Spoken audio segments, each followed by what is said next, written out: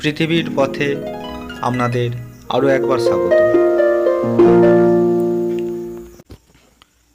নমস্কার বন্ধুরা, আমি আজকে বাধ্য হয়েই আপনাদের কাছে এই ধরনের ভিডিও করছি।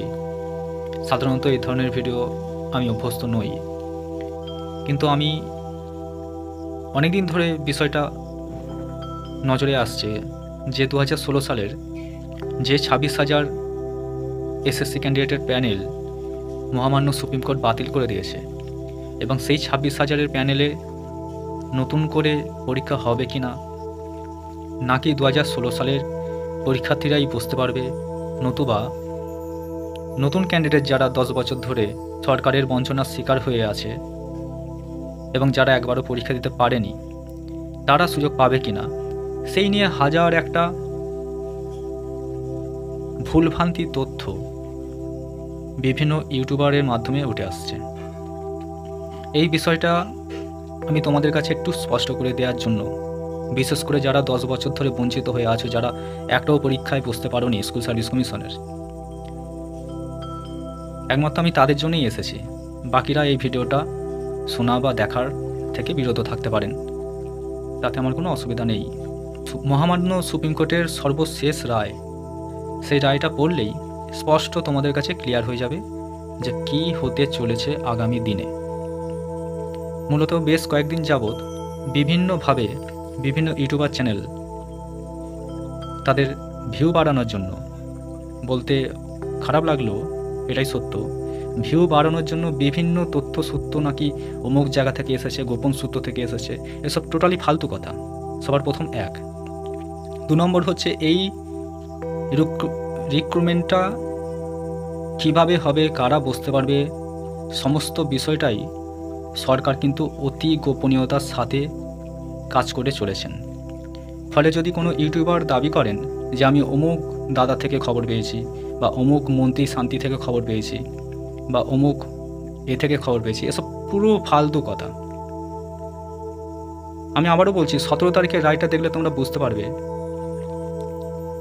যে কেবলমাত্র এজ রিল্যাক্সেশন ছাড়া আর কোনো সুবিধা সুপ্রিম কোর্ট কিন্তু 2016 সালের প্যানেলে যারা পরীক্ষার্থী বসেছিল, আমি আবারও বলছি পরীক্ষার্থী, যারা 26,000 চাকরি পেয়েছেন তাদের নয়, কেবলমাত্র তাদের নয়, সমস্ত যে 22 লক্ষ না 32 লক্ষ পরীক্ষার্থী বসেছিলেন, প্রত্যেকজনের কেবলমাত্র বয়সের ছাড় ছাড়া আর কোনো বিশেষ সুবিধা কিন্তু দেওয়া যাবে না। এটা মহামান্য সুপ্রিম কোর্টের নির্দেশ। দ্বিতীয় কথা হচ্ছে ফ্রেশ সিলেকশন নাকি ফ্রেশ রিক্রুটমেন্ট। 16 সালের মহামান্য সুপ্রিম কোর্টের রায়েতেই লেখা আছে, 17 তারিখের রায়ে, যে সেখানে ফ্রেশ রিক্রুটমেন্টের কথা উল্লেখ আছে। তোমরা সকলেই জানো যে ফ্রেশ সিলেকশন এবং ফ্রেশ রিক্রুটমেন্ট দুটো তফাৎ। আমি সেই তফাতের মধ্যে আমি ঢুকে ভিডিও বাড়াতে চাইছি না। অর্থাৎ সবার শেষ যে জাজমেন্ট 17 তারিখে, যেখানে পরিষ্কার করে বলা হয়েছে, খুব কষ্ট করে বলা হয়েছে যে ফ্রেশ রিক্রুটমেন্ট, অর্থাৎ ফ্রেশ যখন রিক্রুটমেন্ট হচ্ছে, এবং এটা তোমরা সকলেই একটু আন্দাজ করতে পেরেছো যে সরকার কিন্তু নতুনভাবে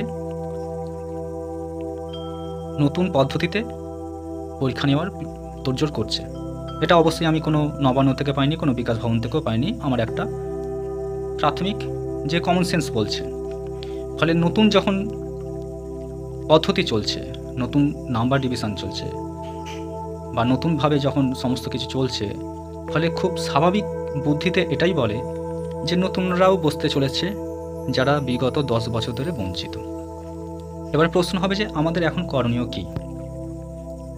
ধরুন দেখা গেল যে এই মাসেই তো 29 তারিখের মধ্যে বিজ্ঞপ্তি বেরোবে, এটা একটা খবর হচ্ছে মার্কেটে। ধরুন দেখা গেল যারা 10 বছর ধরে বঞ্চিত নতুন ক্যান্ডিডেট, যারা একবারও পরীক্ষায় বসতে পারেনি, বয়স পেরিয়ে যাচ্ছে ক্রমশ, তাদের বসতে দিল না। তাহলে আমাদের সকলকেই একজোট হয়ে আইনি পদ্ধতিতে এবং প্রয়োজন পড়লে গণতান্ত্রিক পদ্ধতিতে রাস্তায় নেমে প্রতিবাদ জানাতেই হবে। এই শেষ সুযোগ। কারণ 2026-এ কোনোভাবে যদি আবার একই সরকার টিকে যায় তো আমাদের দিকে দেখবেই না। এটা তোমাদেরও বোঝার জন্য খুব একটা আইনস্টাইন হতে হয় না বা কার্ল মার্কস হতে হয় না। ফলে হয় এখন নয় কখনোই নয়, এটা খুব পরিষ্কার ব্যাপার, এটা খুব পরিষ্কার কথা। 2 নম্বর বিষয় হচ্ছে, অনেকে বলছেন যে পিটি হবে, কেউ বলছেন যে পিটি হবে না, কেউ বলছেন যে 90 নম্বরের সাবজেক্ট হবে এবং 10 নম্বরের ইন্টারভিউ হবে। আজ আবার শুনলাম যে সাবজেক্টের পরীক্ষা হবে এবং 20 নম্বর ইন্টারভিউ। প্রথম কথা বলে রাখি, এই সমস্ত কিছুটাই তথ্যসূত্রহীন একটা বিষয়। সবাই যে যেমন পারে, যেমনভাবে পারে, এই সমস্ত ভুলভ্রান্তি বিষয়, আমার মতে ভুলভ্রান্তি বিষয় প্রচার করে চলেছে। এই সমস্ত কারণ কি হতে পারে সেই বিষয়টা ভাবতে গিয়ে আমি এর 2টি বিষয় বা 2টি কারণকে আইডেন্টিফাই করতে পেরেছি। হতে পারি আমি ভুল, কিন্তু সেই 2টি কারণ তোমরাও যদি একটু বুঝে ভাবো, তাহলে দেখবে তোমাদের মাথাতেও সেই দুটি কারণ ঘুরপাক খাচ্ছে। এক হচ্ছে, যারা বলছেন যে নতুনদের পরীক্ষার বস্তু দেওয়া যাবে না, তারা কারা? তারা কোন সালে পরীক্ষা দিয়েছিল বা কোন ব্যাচে পরীক্ষা দিয়েছিল, এবং তাদের নেগেটিভ কথাবার্তার কারণ কি, সেটা তোমরা সহজেই অনুমেয়। কারণ যারা চায় না নতুনরাও পরীক্ষায় বসুক, প্রথম কথা এক। দ্বিতীয়ত, যারা নতুনরা বসতে চলেছ, তাদেরকেই বারবার টার্গেট করা হচ্ছে এই বলে যে আমি গোপন সূত্র থেকে খবর পেয়েছি পিটি হবে, বা আমি গোপন সূত্র থেকে খবর পেয়েছি অমুক হবে তমুক হবে, ইত্যাদি ইত্যাদি। এইসব কথা বলার কারণ একটাই, যে নতুন যারা বসতে চলেছে, যারা ফ্রেশার্স, তাদের প্রিপারেশান এমনিতেই তুঙ্গে, এবং তাদের সঙ্গে যে পুরাতন ব্যাচ পেরে উঠবে না, সেটা খুবই অনুমেয়। ফলে প্রথম টার্গেট হচ্ছে তাদেরকেই মাইন্ড ডাইভার্ট করা। আর এই মাইন্ড ডাইভার্ট করার জন্যই খুব সূক্ষ্ম বিচার বুদ্ধিতে খুব গুটি কয়েক ইউটিউবার তোমাদের বিভ্রান্তি করতে চাইছে, এই বলে যে পিটি হবে, বা নতুনরা বসতে পারবে না, বা ইন্টারভিউতে 10 না হয়ে 20 মার্কস হবে, ইত্যাদি ইত্যাদি, যাতে তোমরা দমে পড়ো। আমার স্পষ্ট বার্তা, যারা ফ্রেশার্স এবং 10 বছর ধরে সরকার দ্বারা বঞ্চিত, যারা এই 10 বছরে তাদের জীবন যন্ত্রণা দিয়ে দেখেছে যে পড়াশোনা শিখতে গেলে কতটা যন্ত্রণা পেতে হয়, এবং পড়াশোনার শেষে একটাও চাকরির পরীক্ষা না দিতে পারলে তাদের মানসিক যন্ত্রণা কোথায় গিয়ে দাঁড়ায়।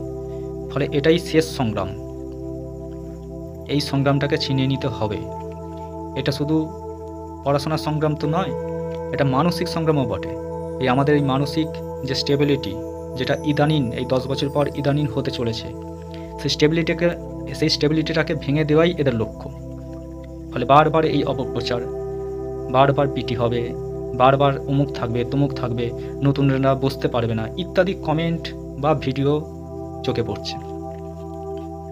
সবার শেষে এইটুকু বলে রাখি, অবশ্যই এটা আমার ব্যক্তিগত মত, আমি আমার যেটুকু ক্ষুদ্র মস্তিষ্কে বুঝতে পেরেছি, যে দেখো 10 বছর কিন্তু কোনো নিয়োগ নেই স্কুল সার্ভিস কমিশনে।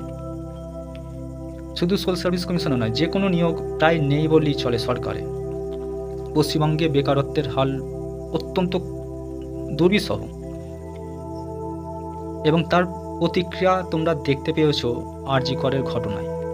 কিন্তু মেন নেতৃত্বে কিন্তু শিক্ষিত মধ্যবিত্ত সম্প্রদায়, যারা তাদের জীবন যন্ত্রণা, দীর্ঘ বছরের পর বছর পরীক্ষা না হওয়ার জীবন যন্ত্রণা ইত্যাদি কারণে সরকার বিরোধী যে ক্ষোভটা আরজি কর আন্দোলনের মাধ্যমে প্রকাশিত হয়েছে, এবং আমার ব্যক্তিগত মত সেটা সরকারও খুব ভালো করে জানেন।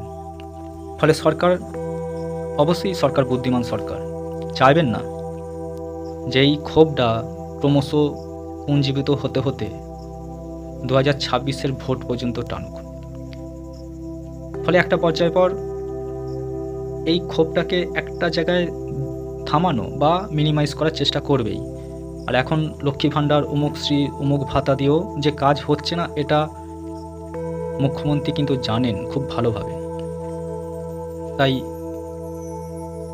বিশেষ করে মধ্যবিত্ত সম্প্রদায়ের ক্ষোভ তিনি হয়তো প্রশমন করবেন 25 সালে চাকরি দেওয়ার মাধ্যমে।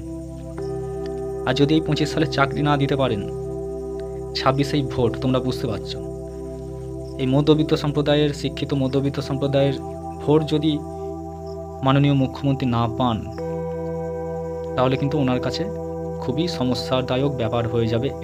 এটাই হচ্ছে বাস্তব বিচার।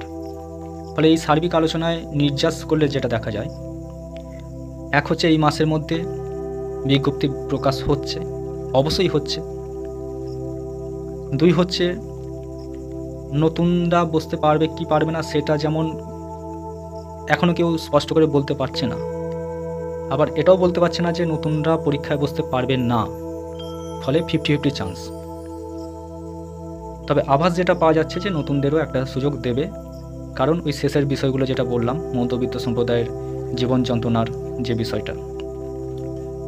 3 হচ্ছে পিটি হবে কি হবে না, ইন্টারভিউ কত নম্বর হবে কি হবে না, সেটা আমাদের বিবেচনার বিষয় নয় এই মুহূর্তে। বিজ্ঞপ্তি বেরোলে তখন আমরা নয় দেখব, কিন্তু সাবজেক্টের বিষয় যে পরীক্ষা হতে চলেছে সেটা তো আমাদের কাছে স্পষ্ট। ফলে আমাদের কাছে আশু করণীয় হচ্ছে আমরা আমাদের সাবজেক্টটাকে মন প্রাণ দিয়ে যতটা পারি কভার আপ করব। তৃতীয়ত হচ্ছে যদি নতুনদের বসতে না দেওয়া হয় তাহলে অবশ্যই আইনি পথ এবং গণতান্ত্রিক আন্দোলনের মাধ্যমে রাস্তায় নামা, সরকারের উপর চাপ সৃষ্টি করা। এই জিনিসটা না করতে পারলে আমাদের জীবন যন্ত্রণা আর কখনো মিটবে না। সরকার যেহেতু আমাদের রাস্তায় নামিয়েছে, বিশেষ করে শিক্ষিত বেকার যুবক সম্প্রদায়কে, ফলে আমাদের পথ চলা এই রাস্তা থেকেই যেন শুরু হয়, এবং সেটা অবশ্যই গণতান্ত্রিক পদ্ধতিতে শান্তিপূর্ণ পথে। এইটুকু আমার বলার ছিল। এই ছিল আমার মূল্যায়ন। হয়তো ভিডিওটা বড় হয়ে গেছে, তার জন্য আমি সকলের কাছে ক্ষমা প্রার্থী। তবুও একটু ভাবলে দেখবে যে হাজার একটা কথা বলার থেকে, হাজার একটা ভুলভ্রান্তি তথ্য ইউটিউবে শোনার চাইতে এই গুটি কয়েক বিষয়টা যদি আমরা দেখি তাহলে দেখব বাস্তব সত্য কিন্তু এটাই। আমি সকলকে আবারও বলবো যে যা সাবজেক্টের ভালো করে প্রিপারেশন নিয়ে যাও এবং এই লড়াইয়ে সকলে জয়ী হয়ে এসো। সকলকে শুভেচ্ছা।